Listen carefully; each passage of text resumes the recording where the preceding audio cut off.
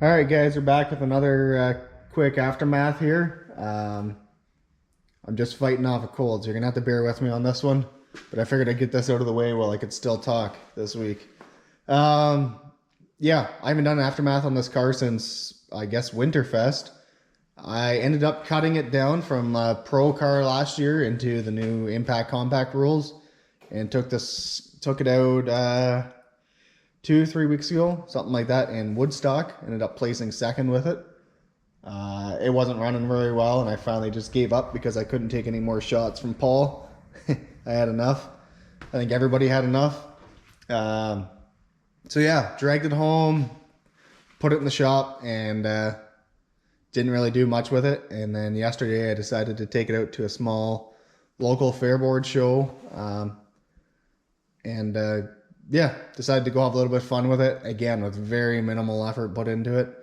Thinking that it was going to be kind of a walk in the park. I didn't know who would all be there, but I guess I misjudged how that was going to go. We'll have a look at what all happened. But yeah, I don't know what to say with it. It's getting pretty used up. Back ends, it packed in pretty far. After Woodstock, when I brought it back, no flats, no broken suspension, nothing. It was rolling, running, driving fine. Yesterday I took a little bit of damage in the back end. Broke one of the trailing arms and the arm up to the, I guess that's a trailing arm up to the front, but ripped some of those. I don't know. It seems to be starting to belly pretty bad in the rear. It doesn't look that bad inside. Like, we're not into the protector too hard, but the shock towers are starting to go pretty bad in it. I'm just not quite sure what to say yet. I do kind of have to make a decision because I need this trailer for this upcoming weekend. This is fall fair season around here. It's just weekend after weekend after weekend. So I do need the trailer. But on the flip side, if I decide to fix the car, this weekend is probably when it will get used. So I just don't know what to do. The ambition, let me fix the camera there. The ambition just hasn't been there. I'm just getting a little burnt out. As I said, I'm getting sick now this week. It's gonna be tough. I don't know what to do. Maybe this will be one of those times where you can drop in the comments what you guys think of it once you see all the damage. This side's a little worse for wear. The speaker deck's ripping away.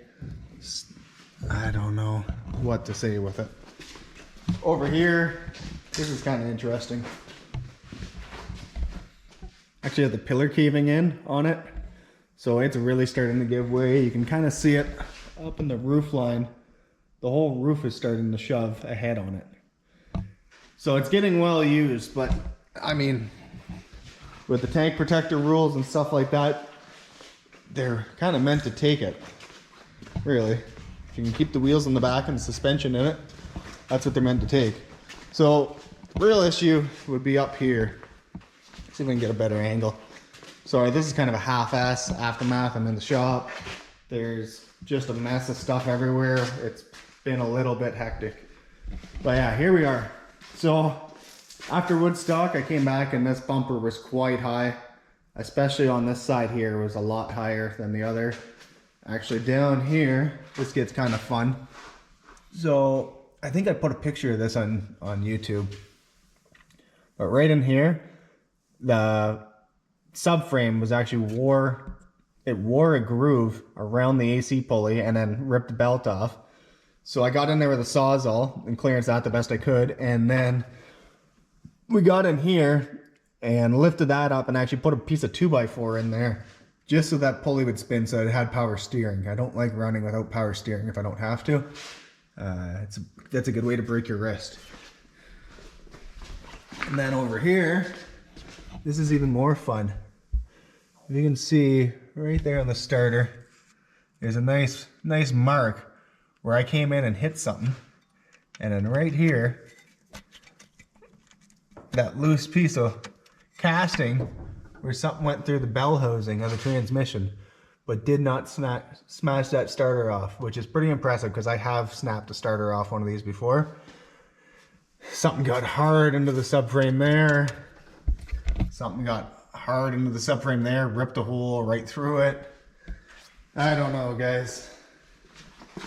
I mean, after this weekend, it doesn't really look any worse bumper wise. We'll just ignore what's going on over here, but bumper wise, bumper height, frame wise, it doesn't really look worse than it did. But yeah, the real problem is here.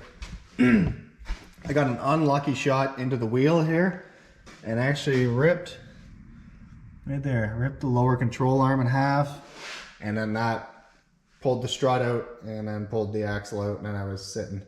I think the in-car video is like 3 minutes long or something. It was not a good time.